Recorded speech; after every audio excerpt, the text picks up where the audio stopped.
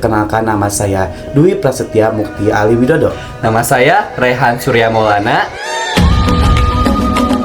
Pada pemerintahan Orde Baru, dilakukan depolitisasi parpol dan ormas melalui cara penyeragaman ideologis melalui ideologi Pancasila.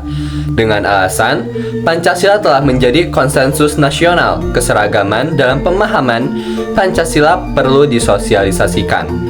Gagasan ini disampaikan oleh Presiden Soeharto pada acara hari ulang tahun ke-25 Universitas Gadjah Mada di Yogyakarta pada tanggal 19 Desember 1974. Kemudian, dalam pidatonya menjelang pembukaan Kongres Nasional Pramuka pada 12 Agustus 1976 di Jakarta, Presiden Soeharto menyerukan kepada seluruh rakyat agar berikrar kepada diri sendiri, mewujudkan Pancasila dan mengajukan Eka Prasetya bagi ikrar tersebut.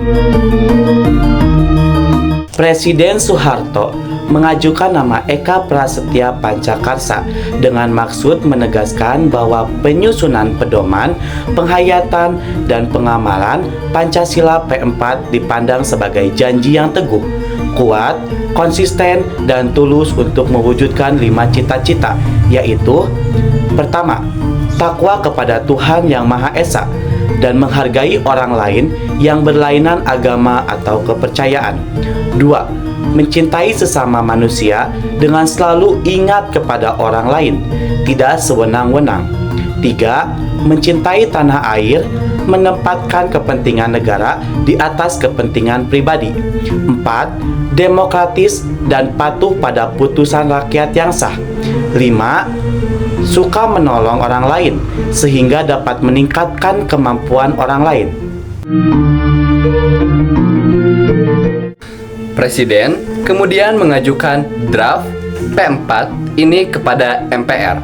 Akhirnya, pada 21 Maret 1978, rancangan P4 disahkan menjadi TAP MPR nomor 2/MPR/1978. Setelah disahkan oleh MPR, pemerintah membentuk Komisi Penasehat Presiden mengenai P4 yang dipimpin oleh Dr. Ruslan Abdul Ghani. Sebagai badan pelaksananya, dibentuk Badan Pembinaan Pendidikan Pelaksana P4 yang disingkat menjadi BP7 yang berkedudukan di Jakarta.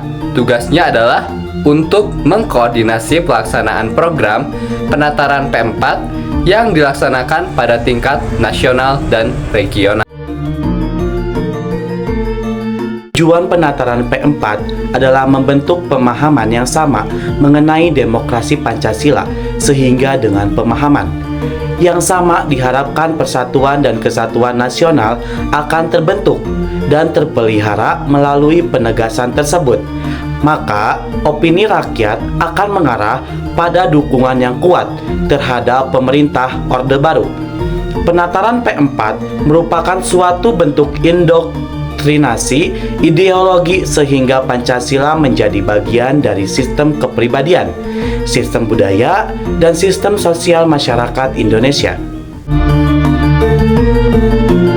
Pegawai negeri, termasuk pegawai BUMN, baik sipil maupun militer, diharuskan mengikuti penataran P4.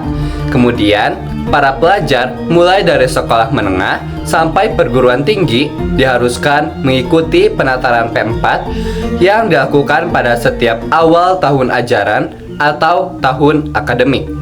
Melalui penataran P4 itu, pemerintah juga memberikan penekanan pada masalah suku, agama, ras, dan antar golongan atau disingkat menjadi SARA. Menurut pemerintah Orde Baru, SARA merupakan masalah yang sensitif di Indonesia yang sering menjadi penyebab timbulnya konflik atau kerusuhan sosial. Oleh karena itu, masyarakat tidak boleh mempermasalahkan hal-hal yang berkaitan dengan SARA. Secara tidak langsung, masyarakat dipaksa untuk berpikir seragam, dengan kata lain yang lebih halus, harus mau bersikap toleran dalam arti tidak boleh membicarakan atau menonjolkan perbedaan yang berkaitan dengan masalah SARA. Meskipun demikian, akhirnya konflik yang bermuatan SARA itu tetap tidak dapat dihindari. Pada tahun 1992, terjadi konflik antara kaum muslim dan non-muslim di Jakarta. Demikian pula dengan P4. Setelah beberapa tahun berjalan, kritik datang dari berbagai kalangan. Dan berdasarkan pengamatan banyak peserta, penantaran pada umumnya merasa muak terhadap P4. Fakta ini kemudian disampaikan pada Presiden agar masalah P4 dapat ditinjau kembali.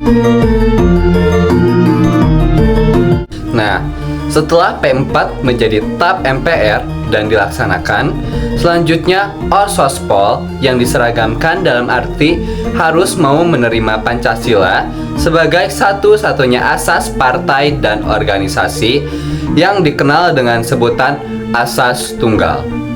Gagasan Asas Tunggal ini disampaikan oleh Presiden Soeharto dalam pidato pembukaan Rapat Pimpinan ABRI atau disingkat Rapim ABRI di Pekanbaru, Riau pada tanggal 27 Maret 1980 dan dilontarkan kembali pada acara ulang tahun Korps Pasukan Sandiuda atau Kopasanda di Cijantung, Jakarta tanggal 16 April 1980.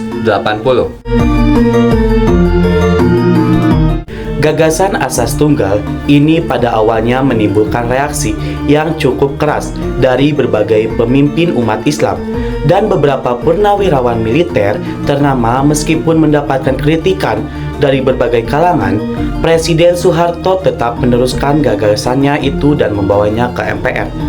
Melalui sidang MPR, asas tunggal akhirnya diterima menjadi ketetapan MPR, yaitu TAP MPR nomor 2/1983. Kemudian pada Januari 1985, pemerintah dengan persetujuan DPR mengeluarkan Undang-Undang nomor 3/1985 yang menetapkan bahwa partai-partai politik dan Golkar harus menerima Pancasila sebagai asas tunggal mereka.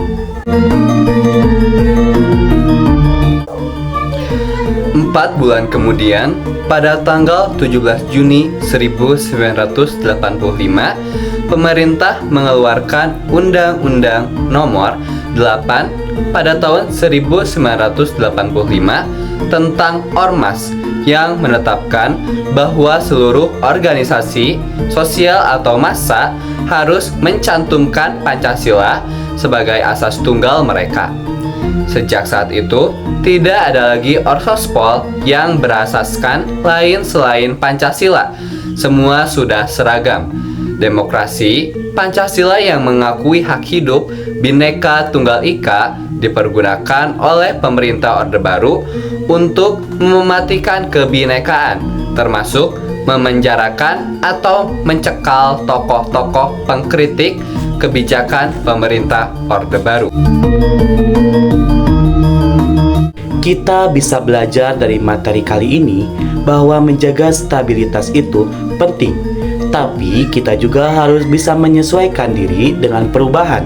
Persatuan bukan berarti semuanya harus sama, justru keberagaman itu perlu dihargai.